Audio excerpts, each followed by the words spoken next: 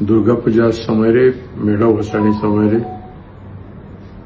जो प्रकार भाव अशांतिकर वातावरण देखा देछि एवं हिंसात्मक व्यवहार होइछि दुईटी कम्युनिटी कथा प्रश्न उठी एवं जो भाव में आघात प्राप्त होती से सब कटक संस्कृति कटक ऐतिह्य ठीक न कटक जिले में महामनीषी माने जन्मग्रहण करछन्ति स्वाधीनता संग्रामी माने एवं ओडिशा निर्माता माने कटक सहर एवं ओडिशा संस्कृति एवं परंपरा को निर्माण करके रखिछन्ति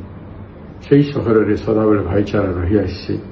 सबु जाति धर्म वर्ण निर्विशेष रही आसी एवं एपरी समय जो घटना हो गला से घटना निश्चित भाव में हिंसात्मक व्यवहार एवं जो मैंने आघात कले अपराधी भाई व्यवहार तेणु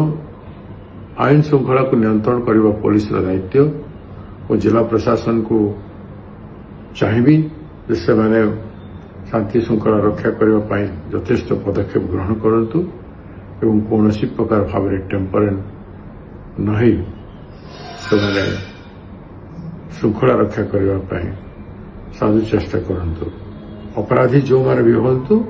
अपराध कानून अनुजाई से दंडित होबार आवश्यकता रही